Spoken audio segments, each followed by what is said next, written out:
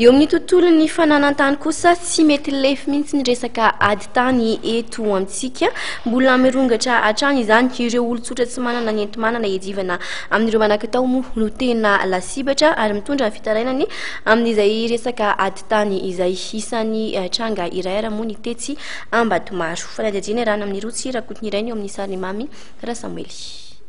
Tany mirefy roa amin'ny fitopolo ara no natolotry ny tompony ho an'ny olon-tsotra iray poniny eny Ambatomaro.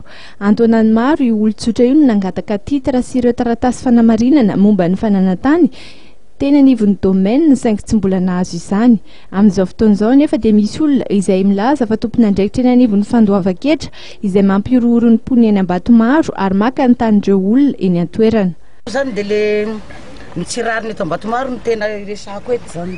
Satria zaho zao anisan'ny fahatelo ny victime le fangalarana tany eto Ambatomaro ataon'ny Raolombelona sy le commissaire de police sy le inspecteur des impôts manorora aty Ambatomaro ary mampigadragadra olo fahatany. Ka zao ny taniko hatramin'ny 86 eo nangataka. Dia tonga teo reo satria olona mianaka reo mangataka voalohany. Dia fa nanao opposition zay tamin'ny 2006 reo mianaka nizaran'io tany io. Dia natety amin'ny domaine. Dia tao amin'ny domaine zany nijery ny dossier dia nataondreo hoe very. Dia naka huissier za mitady an'io dossier io dia farany moa nareo nanome certificat de dépôt. Dia gaga misy ohatra amin'izao tsy mety vita foana le taniko io nefany amintsika amin'ny teny zao azo décision. Le décision tsy mety ameny service de domaine mihitsy ana. Nefany ato manao borna ka tiako ho azava zavatra zay ka mangataka enquête approfondie za amin'ny inspecteur des impôts sy le commissaire de police manorohoro ny olo Ambatomaro aty sady atahorana amin'izao fotoana zao. Mampitandrina le CST nangala vola tamiko hoe mavita ny tany io satria za tsy mipetraka ta Madagasikara. Akany io CST vola foana fa izy no mavita solotenako. Ka mampitandrina ny CST io za zao ateriny aty ny volako afaka herinandro anamboarako ny trano voarodany olona io satria mampalahelo io ramatoy manano tena sady narodana ny tranony no nigadrana izy. Ka zay vola zay monsieur le sénateur dia avereno amiko anamboarantsika ny tranony olona io.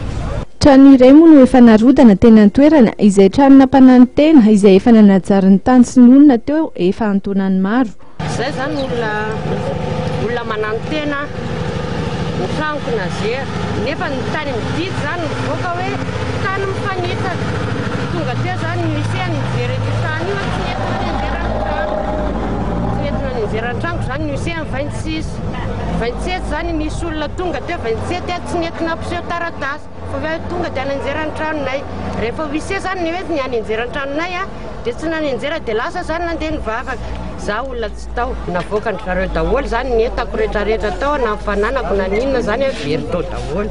Ankoatr'ireo dia akasain'ireo milaza ho tompon'andraikitra sy mahalala olo eto amin'ny firenena ampitsahana amin'ny asa fivelomany ihany koa moa ireo mpiasa mikapoka vato eo amin'ny karieram-bato. Teny an-toerana moa ireo voalaza fa mampiorohoro ny vahoaka.